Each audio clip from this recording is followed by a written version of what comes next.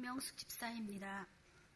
저는 초등학교 3학년 때 어머니와 함께 신앙생활을 시작하였습니다.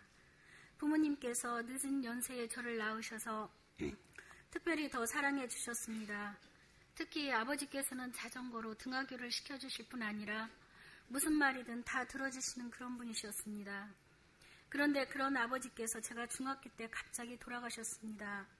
말이 중학생이지 전 아버지의 도움 없이는 책가방조차도 버겨워할 만큼 몸도 약했고 아버지에 대한 의존성도 아주 컸습니다. 늘 편찮으신 어머님께 표현도 못하고 전 그야말로 캄캄한 방에 혼자 갇혀있는 듯 답답하고 매사가 힘이 들고 두렵기까지 했습니다. 세상을 허망하게 떠나신 아버지에 대해서도 하나님에 대해서도 너무 섭섭한 게 많았습니다. 중고등부 수련회 때마다 다른 아이들은 울며 찬양하고 방언하며 은혜 받는데 저에게는 아무런 일도 없었습니다. 이런 일들이 있을 때마다 하나님께서 나를 싫어하신다는 생각까지 들었습니다. 성경을 보아도 역사책의 인물과 줄거리로만 보였습니다. 아브라함, 이삭 이런 사람들이 도대체 나와 무슨 상관이 있는지 알 수가 없었습니다. 그런 중에 남편을 만났습니다. 그때는 시부모님과 형제들 그리고 남편도 믿지 않고 있었습니다. 첫째에 이어서 연년생으로 둘째 아이까지 갖게 되었습니다. 그런데 둘째는 검진 한번 빠뜨린 적 없는데 첫 아이 때와는 달리 달수가 찰수록 힘이 너무 들었습니다. 큰 병원에서 이상 없다고 해서 그 말을 믿고 예민한 신경성인가 하고 생각했습니다. 출산을 기미해 병원으로 갔을 때 그때서야 상태가 너무 심각하다는 것을 알았습니다. 태아가 태희를 잘못 잡아 상황이 급박하다고 하는 것입니다. 따질 겨를도 없이 남양주에서 서울의 큰 병원으로 옮겨왔을 땐 산모와 태아가 유독한 상황이었습니다. 전 정신을 놓아 나중에 남편으로부터 들었는데 아이는 보랏빛 몸으로 울음이 없었답니다. 그 핏덩이에 최종적으로 전기 충격을 가하니 모기만한 소리만 내자 생명 있음을 확인하고 그 당시 우리나라에 2대밖에 없다는 특수 인큐베이터를 찾아 아이만 급히 이송되었습니다. 저의 몸 상태도 말이 아니었지만 그것이 문제가 아니었습니다. 아이의 상태의 병원 설명은 엄청났습니다. 잘못 잡은 태희로 복중에 다리를 펴지 못해 하반신 마비 증상, 출산시간 지체로 태아가 태변 속에 너무 오래 있어서 뇌에 손상이 있다고 하였습니다. 감당할 수 없는 현실의 망연자실하였고 가슴이 너무 찢어지는 것 같았습니다. 불쌍한 인큐베이터 속의 둘째 아이와 아직 기저귀도 떼지 못한 큰아이, 남양주에서 버스를 3번이나 타고 추운 겨울에 면이도 안 되는 아이 곁으로 하루도 빠지지 않고 가는 남편, 그런 상황과 환경 속에서 불어나는 병원비는 문제로도 여겨지지 않았습니다. 상황이 절박해지자 하나님을 찾을 수밖에 없었습니다. 집 근처 발길이 닿는 교회로 나가게 되었고 한 달쯤 지났을 때 목사님께서는 평안하다 하시면서 걱정 말고 하나님을 의지하라 하셨습니다. 그런데 병원에서 기약 없다던 딸이 경과가 좋아져 아주 예쁜 모습으로 2달여 만에 저희 품으로 안겼습니다. 그 후에도 치료와 검진, 입원을 많이 했지만 그저 감사할 뿐이었습니다. 작은 딸은 초등학교 입학 후 입원한 적 없고 25인 지금까지 아주 건강합니다. 그 후에 저에게 너무 교회에 미치지도 말고 자기에게도 권하지 않았으면 좋겠다고 말하던 남편도 교회에 출석하게 되었습니다. 그런데 준비된 사람처럼 순순히 복음을 받아들이고 성경을 의심 없이 믿는 남편이 제게는 너무 이상하게 보였습니다. 저는 오래전부터 믿었는데도 성경이 그렇게 와닿지는 않았었거든요. 솔직히 저는 현실이 불안하여 교회를 다녔지만 제 안을 들여다보면 믿음도 없고 공허감이 가득했으며 모든 성경의 말씀을 믿고 싶은데 현실적이고 너무 이성적인 저로서는 와닿지 않았습니다. 하나님을 체험해야지 이대로 교회 문지방을 넘나드는 건 정말 아닌 것 같다고 생각했습니다. 제 모습을 보며 어떤 사람들은 믿음이 좋다고 했지만 제 마음은 늘 공고하고 믿음의 유선자 같기도 하여 제 자신이 너무 초라하게 느껴졌습니다.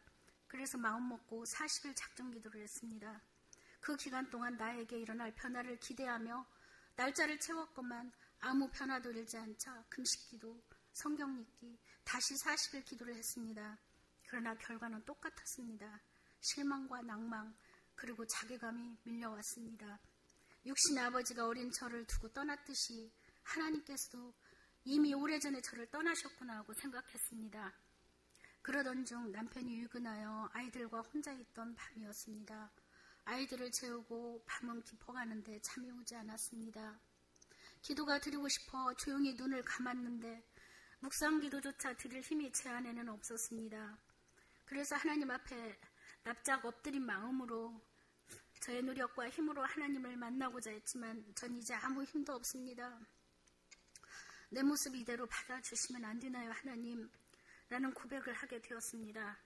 그런데 이상한 일이 일어났습니다. 태초의 말씀, 하나님이 천지를 창조하시니라. 창세기 1장 1절의 말씀이 말할 수 없는 강한 위엄과 부드러운 위엄으로 다가왔습니다. 하나님 살아계심과 모든 만물을 창조하심, 그리고 그 안에 사랑이 가득 밀려왔습니다. 그 한 거지로 말씀 앞에서 전 부인할 수 없는 주인이었습니다. 저의 모든 인생의 주인임을 알게 되니 뜨거운 눈물이 끊임없이 흘렀습니다. 하나님께서는 단 한 번도 나를 떠나신 적이 없으심도 알게 되었고, 그리고 저를 일으켜 새 노래로 찬양케 하셨습니다. 말씀의 확신, 성령님의 임재하심, 그 후로 저의 모든 것은 변하였습니다. 말씀과 기도하는 시간을 사모하게 되었고, 하나님께서는 남편과 함께 완고하시던 시부모님 또 형제들도 전도하게 하셨습니다. 학원을 운영하고 있었기에 많이 피곤하고 잠도 많은 저에게 새벽 예배에 마음을 주셨는데, 조금 다니다가 어느 날 새벽 기도할 때에 일어나는 것이 내겐 너무나 힘들다고 기도드리는데 주님께서 꾸미지 않는 새벽에 제 모습 그대로 너무 아름답게 보시고 또 서서 반겨지는 모습을 느꼈습니다. 그 후로 전 감사함으로 공급해 주시는 힘으로 인해 새벽을 깨우고 있습니다. 간증을 하며 뒤를 돌아보니 너무나 섬세하시고 인격적이시며 멋지신 나의 하나님을 보게 됩니다. 감사하고 또 감사하며 언제나 함께 하시는 하나님을 찬양하며 간증을 마치겠습니다.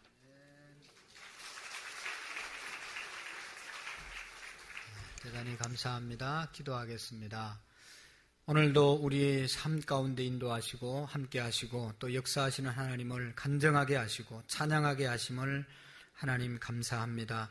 우리 모두가 교회만 왔다 갔다 하는 사람들이 아니라 살아계신 하나님을 인격적으로 만나고 고백하고 함께 나누며 하나님을 기쁘시게 하는 하나님의 뜻을 이루어드리는 우리의 믿음 공동체가 될 수 있도록 도와주옵소서. 하나님 아버지, 시간도 말씀 앞에 서싸우니 하나님 영의 귀가 열려지게 하시고 성령께서 기록하신 말씀이 서로에게 교통이 될 수 있는 은혜의 복된 시간 되게 해 주옵소서. 성령님 임재하시고 역사해 주시기를 원합니다. 예수님의 이름으로 기도하옵나이다. 아멘. 이 땅 가운데서는 큰 일을 했던 위대한 훌륭한 사람들이 참으로 많습니다. 그 중에 오늘 성경에 보면 이 모세라는 사람에 대해서 나오고 있는데, 이 모세는 정말로 이 구약 성경이 구약과 신약으로 되어 있는데, 구약에서 가장 훌륭한 사람, 대표적인 사람을 뽑으라고 하면 이스라엘 사람이나 성경을 연구한 모든 사람들은 모세를 뽑습니다. 모세가 너무너무 훌륭하고 위대한 일을 했습니다. 우리가 아는 것처럼 모세는 지도자였고 정치가였고 또 용맹한 군인이었고 또 누구도 할 수 없는 이 호렙 산에 올라가서 하나님께 40일 기도해서 우리 인간에게 가장 중요한 율법 10계명을 받았던 사람이 모세였습니다.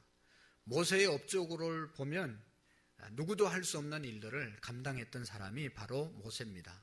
근데 중요한 것은 모세가 이렇게 훌륭하게 된 것은 많은 업적을 남겨서 훌륭한 것도 있지만 그 업적을 남기게 될 수 있었던 그 비결이 어디 있었는가 하면 성경을 계속 보면 모세와 함께 하셨던 하나님이 계셨습니다. 모세가 훌륭해서 많은 업적을 남긴 것이 아니라 하나님이 함께 하셔서 모세를 붙들어서 사용하셔서 모세가 훌륭한 업적을 남겼다는 것입니다. 오늘의 우리의 인생도 마찬가지입니다. 우리 집사님 간증한 분의 간증, 또 우리의 삶을 돌아보면 하나님이 함께 하시고 하나님이 은혜를 주시면 우리가 위대한 업적을 이룰 수 있게 되는 것이죠. 여러분, 요셉의 생애를 우리가 잘 알고 있습니다. 요셉을 보면 요셉이 형제들의 미움을 받아서 노예로 팔려가고, 그래서 종살이를 하고, 또 모함을 받아서 감옥 속에 들어가고, 감옥 안에서 감옥 생활을 하고, 또 그것이 풀려나서 우여곡절 끝에 이제 총리가 되지 않습니까? 총리가 되고 난 다음에도 그 애굽을 살렸을 뿐만 아니라 그 근방에 있는 모든 고대 근동 지방에 있는 모든 민족들을 살려내는 일을 요셉이 하게 되는데, 요셉이 그 일을 할 수 있었던 것은 하나님께서 함께 하심이라. 요셉이 날마다 하나님 앞에서의 삶을 살았기 때문에, 하나님이 요셉을 사용하셨기 때문에 요셉이 그러한 위대한 일을 하게 된 것입니다. 오늘도 마찬가지입니다. 누가 은혜를 받을 수 있고 누가 하나님 앞에 귀하게 쓰임받으면서 큰 일을 할 수 있는가? 하나님이 함께 하심을 믿고 또 하나님과 함께 하심을 따라가는 삶을 사는 자가 위대한 일을 이룰 수 있는 것입니다. 여러분, 오늘도 늘 제가 말씀드리지만 우리만 모였다 헤어지면 아무런 의미가 없습니다. 이 자리 가운데, 우리의 심령 가운데 하나님이 함께 하심을 믿고 예배를 드리고, 하나님이 우리의 예배를 받으시고, 하나님이 우리의 기도를 들으시고, 하나님이 우리의 찬양을 받으시고, 우리의 간증을 받으신다고 하는, 하나님이 이 자리에 함께 하신다고 하는 그런 믿음 가운데 예배할 때 하나님 앞에 쓰임받는, 은혜를 받는 예배가 될 줄로 믿습니다. 하나님이 함께 하셔야 됩니다. 우리가 아무리 열심히 노력하고 애써도 되는 것이 아니라 하나님이 은혜 주셔야 은혜를 받을 수 있는 것이 기독교의 진리이고 원리입니다. 아까 우리 집사님 간증했잖아요. 40일 새벽기도, 작정기도, 금식기도 아무리 해도 내가 해서 되는 게 아니고 하나님이 은혜를 주셔야 되는 겁니다. 하나님이 은혜를 주셔야 됩니다. 그러면 나는 가만히 있으면 은혜를 주시냐? 그게 아니고 성경에 보면 찾을 때 하나님이 은혜를 주신다고 그랬죠. 찾는 마음과 내가 찾는다고 다 되는 것이 아니라 주권은 하나님 손에 달려있다. 내가 열심히 금년에도 노력해야 되지만 복을 주시고 은혜를 주시는 분은 하나님이시다. 이건 믿고 나갈 때 하나님이 은혜를 주시고 우리의 모든 삶이 다 은혜가 넘치는 삶이 될 줄로 믿습니다. 여러분, 훌륭한 이 모세의 삶을 되돌아보면 3단계로 나눌 수가 있는데, 모세가 바로 왕궁에서 자란 40년의 세월이 있습니다. 그 40년의 생활은 바로 왕궁에서 이제 바로의 후계자가 될, 왕이 될 그러한 도를 익히는 그런 기간입니다. 그러다가 이제 모세가 어느 날 자기 민족이 노역하는 현장에 갔는데, 그곳에서 애굽의 이 감독자가 자기 이스라엘 민족을 억울하게 때리죠. 그걸 보고 너무너무 마음이 아파서 자기 민족을 죄 없이 해치는 그 애굽인을 칼로 쳐서 죽이지 않습니까? 그리고 그 자리에서 그냥 묻어버리는 겁니다. 그 다음날 또 나가니까 자기 이스라엘 민족끼리 싸우는 겁니다. 그래서 왜 너네들끼리 우리 민족끼리 싸우냐? 그러니까 또 이제 잘못된 사람에게 싸우지 말라고 권면하니까 어제는 애굽 사람 죽이더만 오늘은 나를 죽이려고 하냐?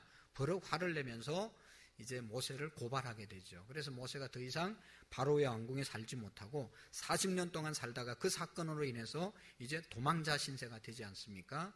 도망가서 미디안이라고 하는 광야에서 40년 동안을 사는데 그곳에서 뭘 합니까? 이도로라고 하는 자기 장모의 장인어른의 양을 치게 됩니다. 양치기에 40년 생활을 합니다. 이게 2단계죠. 그 다음에 양을 치고 있는데 어느 날 호렙산에 갔는데 하나님께서 모세에게 떨기나무 불꽃 가운데서 모세를 부르는 겁니다. 모세야, 모세야, 네가 서 있는 곳은 거룩한 땅이니 내 발에서 신을 벗어라. 그리고 너는 애굽에 내려가서 고통받고 있는 내 백성을 건져내라고, 출애굽하라고 하나님의 음성이 모세에게 들려지게 됩니다. 그래서 이제 그 음성을 듣고 이 애굽으로 내려가서 이스라엘 백성들을 출애굽해서 40년 동안 광야 생활하면서 너보산에서 죽기까지 40년.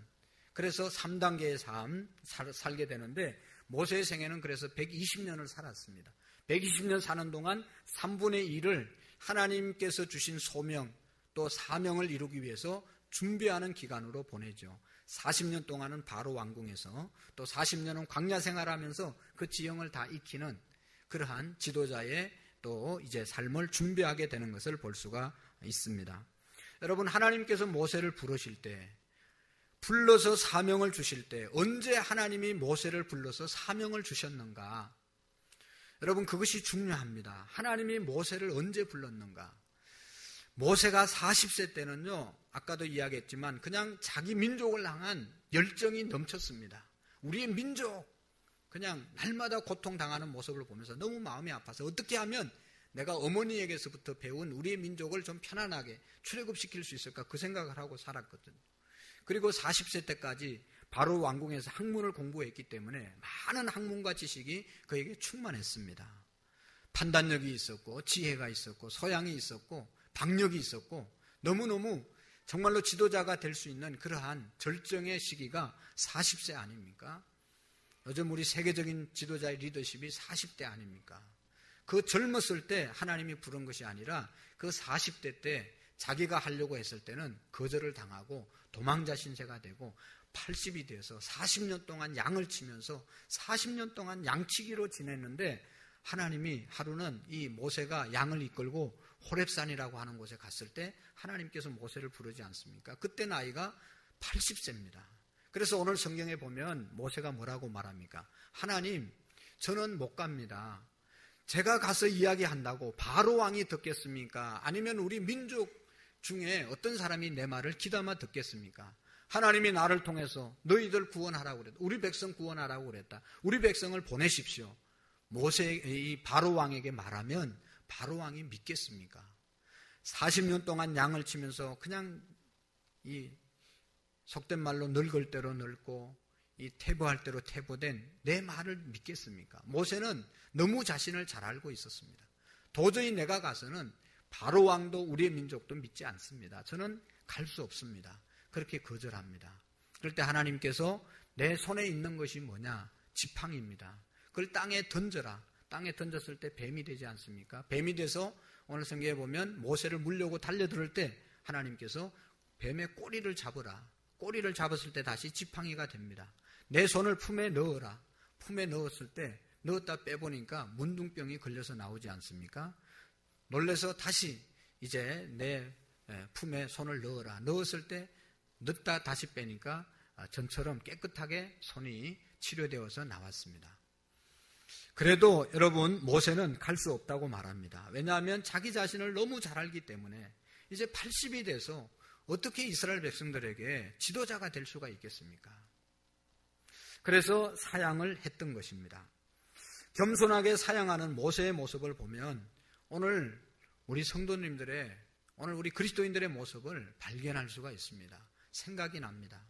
집사님, 이것 좀 하시지요. 그러면 얼마나 사양을 잘하는지 몰라요. 겸손하게 아주 지혜롭게 아주 명분을 갖추어 가지고 아주 고상하게 다음에 하겠습니다. 준비되면 하겠습니다. 내년에 하겠습니다. 아직은 안 됩니다. 여러분, 아주 겸손하게 말하지만 뒤에서 말씀을 드리면 그건 절대로 겸손이 아닙니다. 여러분, 그렇게 거절하는 사람이 있습니다. 사양하는 분들이 있습니다. 또 어떤 분들은 일을 시키면 제가 부족하지만 하겠습니다. 기도해 주십시오. 제가 열심히 해보도록 하겠습니다. 노력하겠습니다. 그렇게 말하고 하는 분들이 있습니다.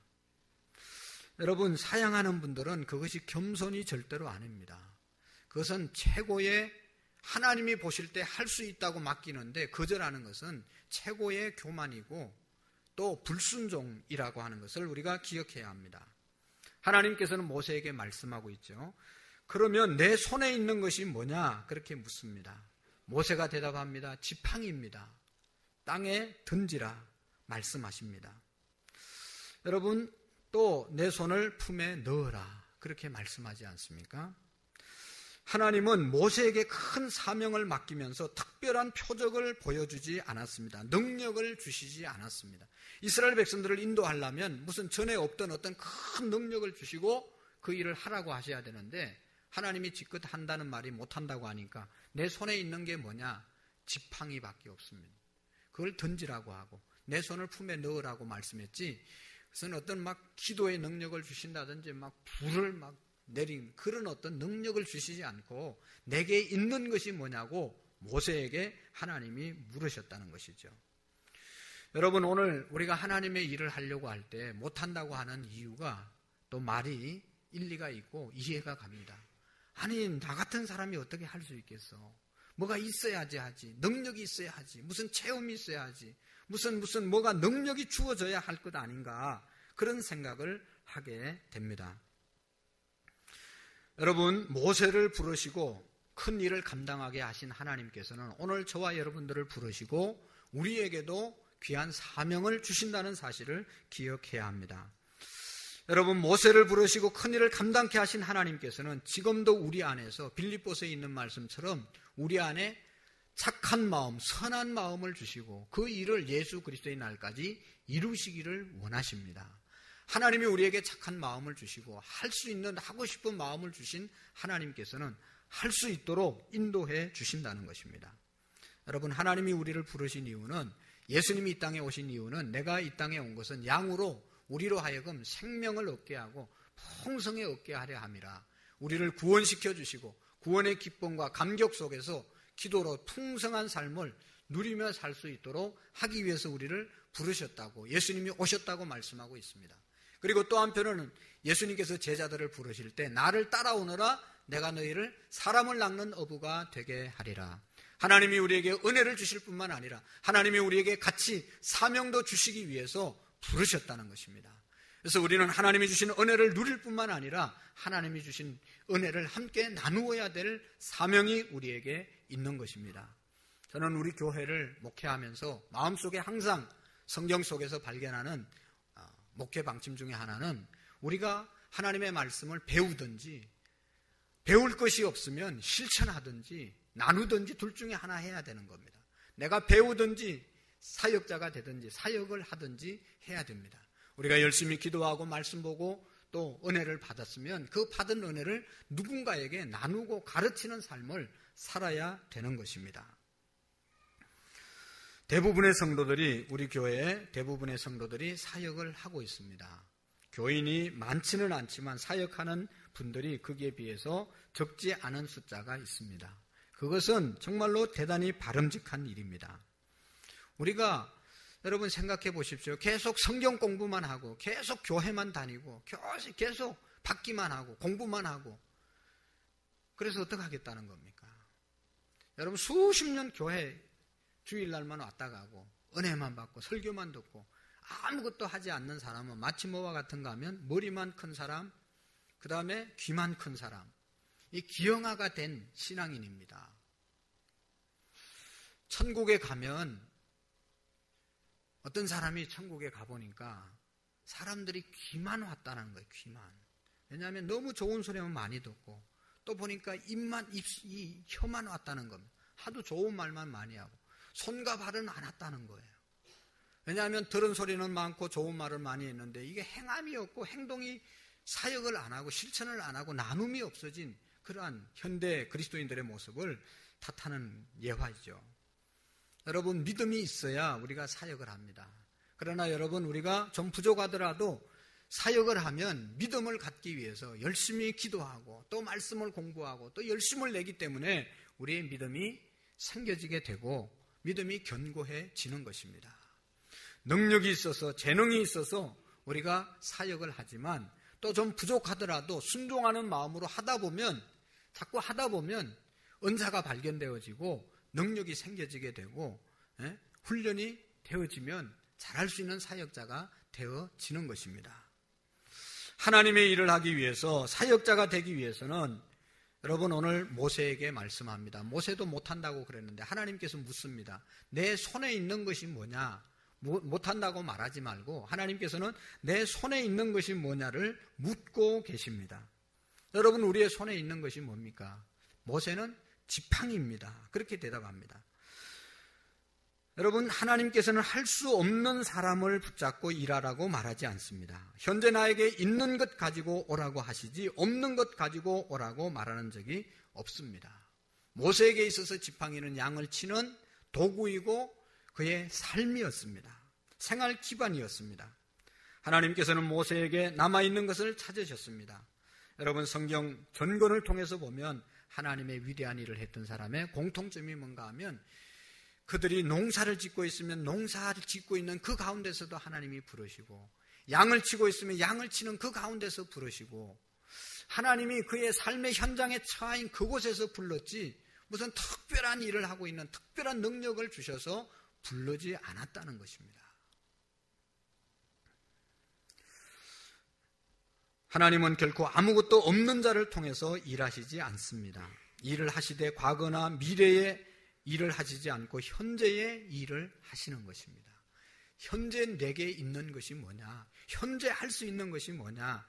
그래서 톨스토이는 제일 중요한 일이 뭐냐? 지금 현재 하는 일이 제일 중요하고, 제일 중요한 시간이 언제냐? 지금이 제일 중요한 시간이고, 어떤 사람이 제일 내게 있어서 유익하고 좋은 사람이냐? 내 옆에 있는 사람이, 지금 내 옆에 있는 사람이 가장 중요한 사람이라고 말했습니다. 하나님은 오늘도 우리가 무슨 과거나 미래의 어떠한 없는 것 가지고 일하라고 말하지 않고 지금 있는 것이 뭐냐고 묻고 계시는 것입니다.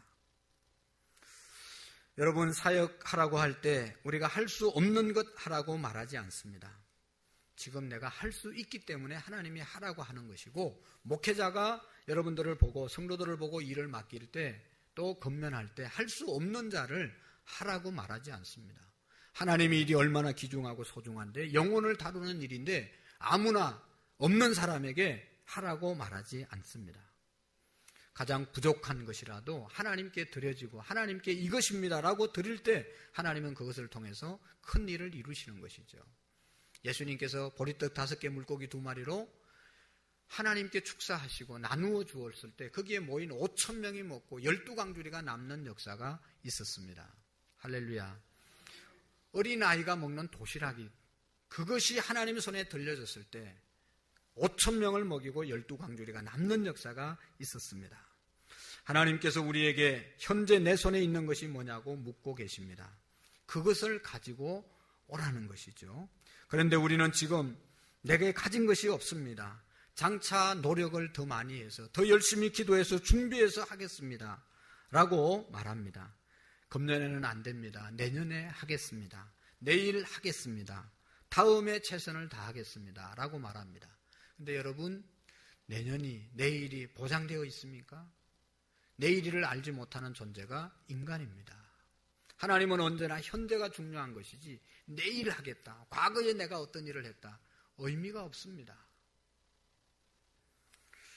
예수님께서 마지막에 믿는 자를 보겠느냐, 지금 믿는 자를 보겠, 믿음이, 지금의 믿음이 믿음이지 앞으로 내가 믿음 좋아질 겁니다, 또 내가 과거의 믿음이 좋았습니다, 의미가 없다는 것입니다.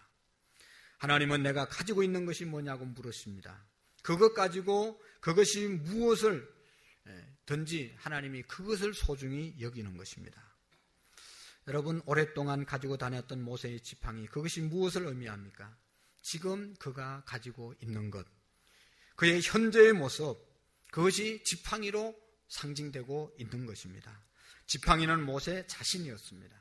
그래서 우리가 찬송가 214장에 보면 내 모습 이대로 주 받아옵소서, 무슨 내일, 내년에, 10년 후에 내가 멋있게 섰을 때 주님 내 모습 받으라는 것이 아니라 지금 내 모습 그대로 받으시는 분이 하나님이십니다. 지금 내 모습, 지금 있는 것 가지고 하나님께서 쓰시기를 원하시는 것이죠. 미국에 52세 된 한 사업가가 사업을 실패했습니다. 완전히 쫄딱 망했습니다. 그래서 모든 재산이 다 날아갔습니다. 그래서 쉬리에 빠져 있을 때 한 친구가 건면을 했습니다. 그러고 있지 말고 훌륭한 성공학자 노만 필 박사에게 가서 상담을 해봐라, 그렇게 건면을 했습니다. 그래서 그 친구가 그 친구의 말을 듣고, 친구의 건면을 듣고 필 박사의 사무실을 노크했습니다. 그는 앉아 있었는데 일어나서 문을 열고 이 사람을 영접해서 이 사람이 의자에 앉자마자 쏟아냈습니다. 저는 사업에 실패했습니다. 내가 가진 것은 아무것도 없습니다. 다 날아갔습니다. 모든 것이 다 없어졌습니다. 이제는 다시 사업을 시작하려고 해도 어떠한 재정적인 것도 없고 물질도 없을 뿐더러 내가 나이가 52세가 돼서 이제는 아무것도 할 수 없습니다. 아무것도 없습니다. 다 날아갔습니다. 계속해서 강조하고 분통을 터뜨렸습니다. 그럴 때 필 박사가 다 듣고, 그러지 말고 그래도 남아있는 것 우리 한번 생각해 보자. 당신에게 있는 것 한번 생각해 봅시다. 아니, 아무것도 없다니까요. 종이와 연필을 가지고 와서 대화를 합니다. 자, 당신에게 아내가 있습니까? 물으니까 있죠. 30년 동안 내 곁에서 나를 격려해 준 아내가 있습니다. 그래서 아내 줬고, 두 번째로 당신의 자녀들이 있습니까? 네, 3명이나 있습니다. 항상 사랑스럽게 믿음직하게 자라는 자녀들이 있습니다. 세 번째로 친구가 있습니까? 네, 믿음의 친구들이 있습니다. 네 번째로 당신의 건강은 어떻습니까? 예, 내 몸은 그래도 건강합니다. 내가 건강하나는 자신 있습니다. 다섯 번째로 당신이 사는 이 미국 땅을 어떤 나라라고 생각합니까? 일할 곳이 많은 좋은 나라라고 생각합니다. 얼마든지 일하면 잘 살 수 있는 나라라고, 우리나라가 너무 좋은 나라라고 생각합니다. 그리고 마지막으로 당신은 믿음이 있습니까? 하나님을 믿습니까? 예, 저는 믿음 생활을 합니다. 하나님을 믿습니다. 그렇게 대답을 했습니다. 필 박사가 대화가 다 끝나고 난 다음에 당신에게 있는 것, 아내가 있고 자식이 있고 건강이 있고 믿음이 있고 친구가 있는데, 여러분 이것 중에서 당신이 날아간 사업하고 바꿀 수 있는 것이 뭐가 있습니까? 물어보았습니다. 사업이 날아갔는데, 사업장이 날아가고 망했는데 그 날아간 것보다 거기에 있는 5가지, 6가지는 그것과 절대로 바꿀 수 없는 소중한 것만 남아있는 겁니다. 이 사람이 무릎을 치고 벌떡 일어나서 다시 나가서 열심히 사업을 재개해서 몇 년 후에 성공해서 돌아왔다는, 감사했다는 이야기가 있습니다. 여러분, 우리 하나님께서는 우리에게 주신 것을 찾아서 그것을 발견하는 자만이 현실에서 무한한 가능성을 발휘할 수 있도록 발휘하게 된다고 말하고 있습니다. 사람이 자기 자신을 가진 것을 생각하지 않고 늘 우리는 없는 것 생각하고 살아가는 사람들이 있습니다. 이것이 비극이고 불행이죠. 여러분, 지혜로운 사람은 자기에게 남아있는 것을 헤아리면서 감사하며 살아가는 사람입니다. 어리석은 사람은 없어진 것, 날아간 것 생각하고 억울해하고 원망하고 분통을 터뜨리며 살아가는 사람이 어리석은 사람입니다. 모세에게 내 손에 있는 것이 뭐냐고 물으시는 하나님의 음성 속에서 모세의 중심을 향한 하나님의 말씀이 담겨져 있습니다. 내 과거를 생각하지 말라. 내 젊을 때 박력이 있고 학문적 소양이, 그리고 마음에 불타는 애국심이 있을 때 그때를 생각하지 말고 지금을 생각하라는 것이지, 현재를 생각하라는 것입니다. 오늘 우리도 과거에 잘했던 것이나 잘못했던 것 생각하지 말고 다 잊어버리시고 현재 하나님 앞에 저와 여러분들이 서야 될 줄로 믿습니다. 하나님은 현재 내게 있는 것이 뭐냐? 두 번째로는 내 손이 할 수 있는 것이 뭐냐? 네가 할 수 있는 게 뭐냐고 하나님은 묻고 있습니다. 여러분, 실패한 사람들의 공통점이 있습니다. 그것은 할 수 없다고 생각하고 살아가는 사람들입니다. 나는 이제 안 된다, 할 수 없다고 생각하는 사람, 이 사람은 실패한 인생을 사는 겁니다. 여러분, 작은 것이라도 내 손으로 할 수 있는 일이 있습니다. 내가 부족하더라도 실패했더라도 지금 뭔가를 할 수 있는 일들이 우리에게 있습니다. 하나님은 그것을 묻고 계시는 것이죠. 하나님은 모세에게 내 손에 있는 것이 뭐냐? 40년 동안 목동 생활을 하였기 때문에 지팡이입니다. 이 지팡이로 모세는 무엇이든지 할 수 있는 그런 기술이 모세에게 있는 겁니다. 성공자의 공통점은 뭡니까? 성공한 사람들의 공통점은 할 수 있다는 그런 사고방식을 가지고 뭔가 노력하는 사람이 성공하는 사람입니다. 하나님은 모세의 지팡이로 기적을 이루고자 하셨습니다. 지금 우리도 자신의 손에 할 수 있는 일을, 우리가 할 수 있는 일을 찾아야 하는 것입니다. 거기에 무한한 가능성이 생겨지게 되는 것입니다. 하나님께서는 우리에게 무슨 일을 시킬 때 굉장한 하늘의 능력을 주시고 일하라고 말하지 않습니다. 찬양대 잘하고 계시는데 찬양대를 할 때도 무슨 하늘에 무슨 엄청난 것을 주시고 하라는 것이 아니고, 지금 내게 있는 것, 네가 할 수 있는 것 하면 하나님께서 그 위에 능력과 은혜를 주시는 것이죠. 그것을 하나님이 사용하시는 것입니다. 모세가 할 수 있는 일, 무엇이었습니까? 그 지팡이로 할 수 있는 일, 그것이 가장 자신이 있었기 때문에 하나님은 지팡이로 그 일을 하라고 하신 것이죠. 모세는 이야기합니다. 나는 본래 말을 잘 하지 못하기 때문에, 입이 뻣뻣한 사람이기 때문에 제가 가서 바로 왕을 설득시킬 수 없습니다. 나는 말을 못해서 못 갑니다. 하나님이 그 변명을 듣지 아니하시고, 그래 너는 말을 못하니까 가지 마라, 그렇게 말하지 않고, 가라, 말 잘하는 아론 너의 형이 있지 않냐, 내가 그를 동력자로 붙여주겠다. 그러면서 또 아론을 함께 붙여서 바로 왕에게 가게 만든 겁니다. 하나님, 또 저는 이런 점이 부족해서 할 수 없습니다. 이렇게 해서 못합니다. 저렇게 해서 못합니다. 우리는 아주 못하는 이유가 분명합니다. 안 하는 이유가 분명합니다. 그렇지만 하나님께서 우리의 분명한 변명을 듣지 아니하십니다. 하나님은 무조건 하라고 하시고 보내시는 것입니다. 왜냐하면 할 수 없는 일 하라는 것이 아니고 할 수 있는 일이기 때문에 하나님이 보내시는 것이죠. 다윗이 골리앗 장군을 맞서서 싸웁니다. 싸움하러 나갈 때 다윗은 칼과 무슨 단창을 가지고 나간 것이 아닙니다. 막대기, 자기가 양칠 때 사자들이, 맹수들이 달려들으면 그거 쫓는 물맷돌을 가지고 골리앗 앞에 섰습니다. 골리앗이 자기 앞에 나타난 다윗을 보면 네가 나를 괴로워하느냐, 어떻게 그런 걸 가지고 나를 대적하려고 하느냐, 오늘 내가 너를 죽여서 짐승의 밥이 되게 하고 새가 너의 시체를 뜯어먹게 만들어주겠다. 골리앗 장군이 큰 소리 치지 않습니까?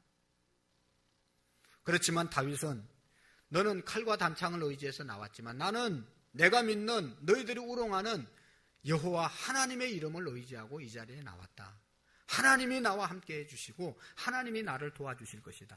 그리고 자기가 평소에 사용하고 자기가 늘 쓰던 물맷돌을 돌려서 골리앗을 맞추어서 쓰러뜨리지 않습니까?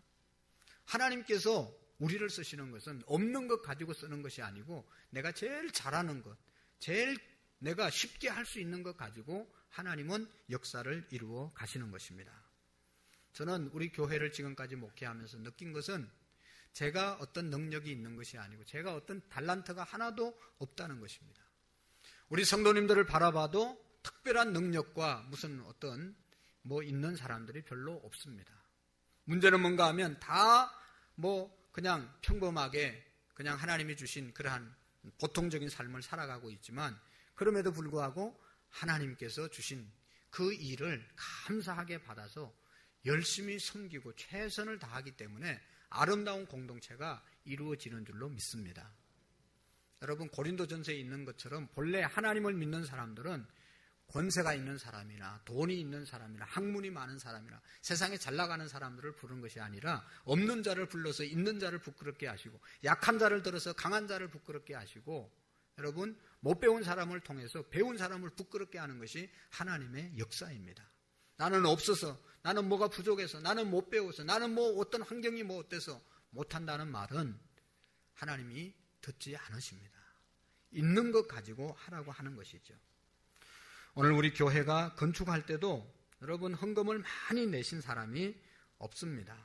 그냥 있는 형편껏 최선을 다해서 낸 거지, 여러분 없는 것 낸 사람이 없습니다. 할 수가 없는 것이죠. 하나님은 내 손에 있는 것이 뭐냐고 묻고 그것을 통해서 오늘도 일해 가십니다. 여러분, 우리 교회가 금년에는 6월 달에 22주년을 맞이해서 헌당을 하기를 원합니다. 성전 건축을 할 수 있는 성도들 많지 않습니다. 여러분, 다윗이 성전을 건축하려고 모든 것을 다 준비해 놓았지만 하나님께서는 다윗은 피를 많이 흘렸다고 해서, 전쟁을 많이 치르고 사람을 많이 죽였다고 해서 네 손으로 짓는 것은 내가 받지 않을 것이다, 그렇게 말씀하시고 아들 솔로몬에게 성전을 짓게 만들었습니다. 잘 준비했지만 하나님이 다윗의 성전을 받지 않았습니다. 신앙생활 하다 보면 예배당을 건축할 수 있는 그 일에 쓰임받는 사람들이 많지 않다는 것이고, 또 이제 헌당, 이 건축을 하고 하나님께 이 예배당을 온전히 올려드리는 헌당 예배에 참석하고 헌당식에 참여하는 사람도 많지 않습니다. 일생을 우리가 신앙생활을 하면서 성전을 건축하고 또 건축된 성전을 헌당할 수 있는 것은 쉬운 일이 결코 아닙니다. 누구에게나 할 수 있는 일이지만 아무나 할 수 있는 일은 아닙니다. 믿음이 있고 하나님이 은혜를 주신 사람만 이 일에 참여할 수 있는 것입니다. 저는 기도하고 있기는 우리가 6월 이전으로 우리 모두가 기도하다가 믿음에 따라서 감동대로 하나님 앞에 헌당 헌금을 드림으로 하나님께 금년에 헌당할 수 있는 그런 은혜와 축복이 있기를 바랍니다. 여러분, 하나님께서는 감동을 시키고 하나님은 정성을 받으시는 겁니다. 우리가 기도하시다가 정성껏 하나님 앞에 그러한 은혜를 누리실 수 있기를 바랍니다. 그리고 하나님께서 사용하시는 사람은 그 내 손에 있는 것을 주님께 드릴 때 그것을 하나님이 사용하시는 것입니다. 모세의 지팡이는 그에게 있어서 양치는 지팡이에 불과했습니다. 그러나 그것이 하나님의 손에 달려있고 하나님의 말씀이 임했을 때 그 막대기로 홍해 바다를 가르고 그 지팡이로 반석을 치게 해서 물이 나오게 하고 그 지팡이로 이스라엘 백성들을 인도했던 것을 볼 수가 있습니다. 하나님의 은혜가, 하나님의 능력이 그곳에 임했기 때문인 것입니다. 여러분, 우리가 가진 것은 내가 할 수 있는 일은 없지만 하나님이 은혜를 주시면, 하나님의 은혜가 임하면 위대한 일들을 이루어 간다는 것이죠. 마더 테레사 수녀가 주님의 부르심을 받아서 수도원을 떠나면서 그가 이런 기도를 했습니다. 하나님 아버지, 저는 오늘 밤에 이곳을 떠나고 나면 어디에서 잘지 알 수 없지만 떠납니다. 하나님, 나는 내일 아침 무엇을 먹을지 알 수 없지만 이곳을 떠납니다. 하나님, 제가 입은 이 옷이 헤어지고 나면 다음에 어떤 옷을 입을지 알지 못하지만 하나님, 떠납니다. 그렇게 기도했습니다. 그리고 그는 카르타고에 들어가서 불쌍한 고아들과 불쌍한 그러한 나병 환자들 또 이 빈민들과 함께 생활을 하면서 사랑의 집을 운영했습니다. 주변 사람들이 여자가 어떻게 그 큰 일을 할 수 있겠냐고 다 걱정과 비난을 쏟아냈습니다. 그러나 그는 이렇게 이야기했습니다. 이 손을 주님께 드렸으니 이 손으로 하는 일을 하나님이 도우시고 큰 일을 이루실 줄로 믿습니다. 그의 손을, 그의 인생을 하나님께 바쳤기 때문에 하나님께서 사용해 주실 줄로 믿었습니다. 우리의 손에 있는 것이 뭡니까? 여러분, 그것을 하나님께 드릴 때, 그것을 던져버릴 때 하나님은 그것을 통해서 역사하십니다. 내 손에 들려있는 지팡이, 이것이 물질입니까? 일생 동안 내가 물질을 붙잡고 살았으면 그거 버리지 않으면 결국은 그것이 뱀이 되고 사탄이 되고 올무가 되어서 그것 때문에 망합니다. 그걸 하나님 앞에서 내려놓을 수 있어야 합니다. 버릴 수 있어야 합니다. 출세와 명예와 권력이 나의 지팡이로 사용하고 살았다면, 그걸 내려놓지 못하면 결국은 그리스도인들은 그것 때문에 망신을 당하고 그것 때문에 인생에 실패하게 될 것입니다. 그러나 그것을 하나님께 내려놓고 하나님께 던져버리면 그것을 통해서 하나님의 크신 역사를 이루어 가실 줄로 믿습니다. 여러분, 내가 붙잡고 있는 내 손에 있는 것, 그것이 무엇입니까? 하나님 앞에서 내려놓으셔야 됩니다. 그럴 때 하나님께서 그것을 선하게 사용하셔서 하나님의 역사에 귀하게 쓰임받는 생애가 될 줄로 믿습니다. 하나님은 모세를 부르셔서 저 애굽에서 고통당하는 자기 백성을 구원하라고 말씀하셨습니다. 오늘 저와 여러분들을 부르셔서 하나님께서 각자에게 주신 사명들, 또 부르신 소명이 있습니다. 그것들을 우리가 발견하고 하나님, 저는 이것밖에 없습니다. 하나님 앞에 내려놓고 순종할 때 하나님께서 우리를 존귀하게 사용하실 줄로 믿습니다. 쓰임받는 저와 여러분들이 되시기를 축원합니다. 기도하시겠습니다. 하나님 아버지, 감사합니다. 오늘도 우리를 부르시고 귀한 사명들을 주심을 감사합니다. 하나님 아버지, 세상 일 때문에 주님의 부르심과 주님의 사명을 듣지 못하고 잊고 산 것을 용서해 주시고 하나님 앞에서 우리의 사명을 잘 감당할 수 있도록 도와주옵소서. 하나님은 할 수 없는 것, 주지 않은 것 가지고 하라고 말하지 않습니다.